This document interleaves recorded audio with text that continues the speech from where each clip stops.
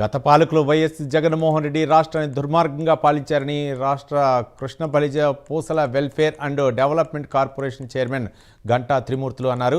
గ్రామ పంచాయతీలో చిన్నపాటి రోడ్డు కూడా వేయలేని దుస్థితి ఏర్పడిందన్నారు. ఇక రాష్ట్రం ఆర్థికంగా నష్టపోయి అభివృద్ధి లేకుండా కుంటుపడిందన్నారు. ఏపీ తెలంగాణ నుండి విడిపోయిన తర్వాత రాష్ట్రానికి చంద్రబాబు కావాలని రాష్ట్ర ప్రజలు 2014లో పట్టం కట్టడం జరిగిందన్నారు. ఇక కృష్ణ బలిజ పూసల కులాల వారికి ఆర్థికంగా వెనుకబడిన వారిని ఆర్థికంగా ఆదుకుంటామంటున్న గంటా త్రిమూర్తులతో మా ప్రతినిధి ప్రసాద్ ఫేస్ టు ఫేస్. ఆంధ్రప్రదేశ్లో ఎన్డీఏ కూటమి పాలన ఏర్పడి ఇప్పటికే ఏడాదిన్నర కాలం గడుస్తుంది. ఇదే నేపథ్యంలో ఇటు ఆంధ్రప్రదేశ్లో ఇటు ఏ విధంగా అభివృద్ధి అనేది ఏ విధంగా ఉందనేది అంశం మీద మనతో మాట్లాడటానికి రాష్ట్ర Krishna Balija Pusala welfare and development corporation chairman Ganta Trimurthulu గారు ఉన్నారు. ఆయన మాట్లాడించే ప్రయత్నం చేద్దాం. సార్ నమస్తే, చెప్పండి.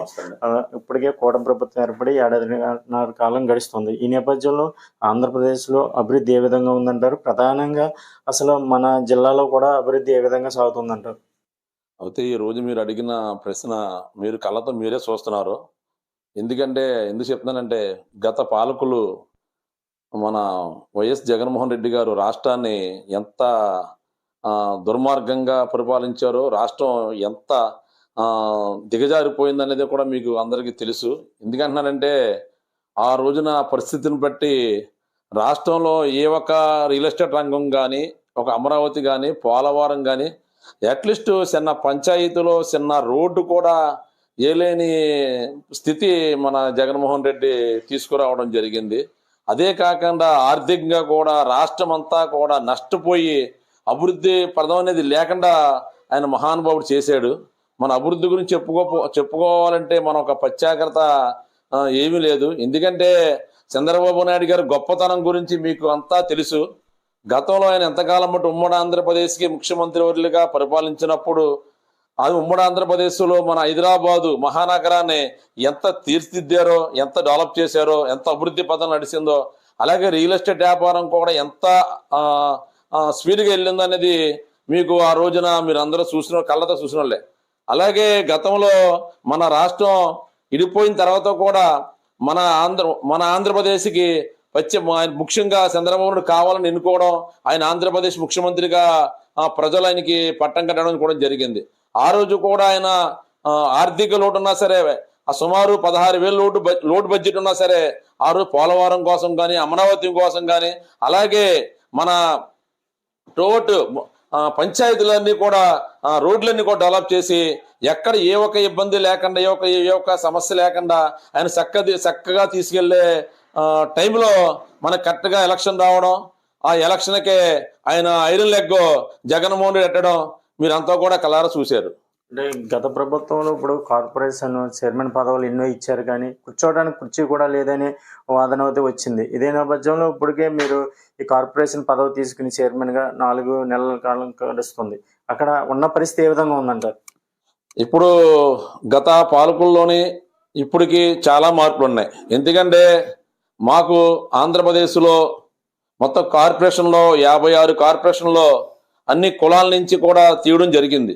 ఈ కులాల కార్పొరేషన్లోని ఒక ఆర్థికంగా వెనకబడి ఉన్న వాళ్ళకి ఈ కులం కార్పొరేషన్ ద్వారా ఏదో ఆర్థిక చేయూత ఇవ్వాలని ఒక ఉద్దేశంతో చంద్రబాబు నాయుడు గారు కానీ, పవన్ కళ్యాణ్ గారు కానీ, మోడీ గారు కానీ కంకణం కింద చూస్తున్నారు. ఎందుకంటే ఇప్పుడున్న పరిస్థితిని బట్టి ఆర్థికంగా చాలా నష్టపోయి ఉన్నాం. మన రాష్ట్రం ఫైనాన్స్ గా ఏమి లేదు.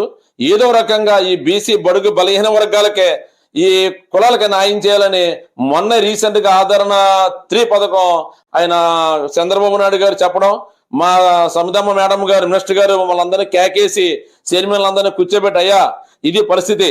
ఇప్పుడైతే మన సీఎం గారు ప్రతి కులానికి కూడా ఈ ఒక పనిముట్లు కానీ, వాళ్ళకి ఆర్థికంగా ఏ లోటుపాట్లు ఉన్నాయో మన సీఎం గారు సీఎం అన్నారో అదన్నా మీ కార్పొరేట్ చైర్మన్ ద్వారా మీ ఒక విధి విధానంలో వాళ్ళకి వెళ్ళి ఎక్కడైతే ఆర్థికంగా ఇబ్బంది పడ్డారో, ఎవరికైతే అవసరమో మీరు ఐడెంటిఫై చేసి వాళ్ళకి ఇమ్మని మాకు చెప్పడం జరిగింది.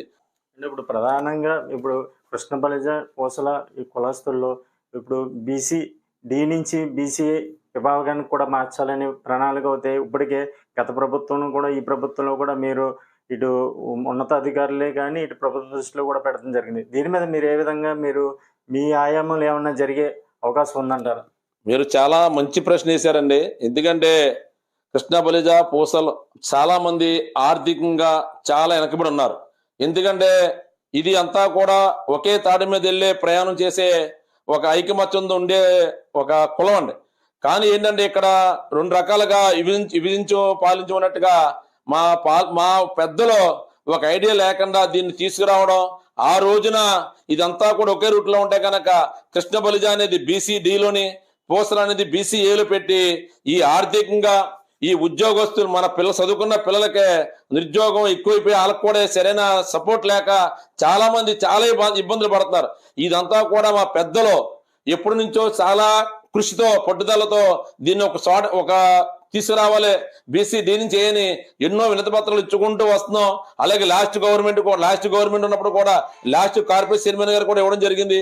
ఇప్పుడు కూడా ఆ భగవంతుడి దయ వల్ల నా ప్రయత్నం చేస్తానని నేను ఈ విధంగా తెలియజేస్తున్నాను. అంటే ప్రధానంగా ఇప్పుడు ఆర్థికంగా ఈ కులంలో వెనకబడి ఉన్న వారికి మీరు ఏ విధంగా ఇటు డెవలప్మెంట్ నుంచి కానీ కార్పొరేషన్ నుంచి కానీ ఏ విధంగా వాళ్ళకి సహాయ సహకారాలు మీ నుంచి అందించే అవకాశం ఉందంటారు? మనకి కృష్ణ బలిజ పూసల సంఘికులకి వీళ్ళు ఎక్కడున్నా సరే ఒక ఐడెంటిఫై చేసి వీళ్ళకి ఏ ఒక్క సమస్య వచ్చినా నా వరకు నా సహాయ సహకారం అందజేయడం. అట్లాగే కాకుండా గవర్నమెంట్ నుంచి ఏది వచ్చినా సరే ఆల్రెడీ మాకు ఆధార్ 3 పథకం రావడం సందర్భం మన సమితమ్మ గారు చెప్పడం, అలాగే మేము అందరూ కూడా ఫోన్లు చేసి తెలియజేయడం.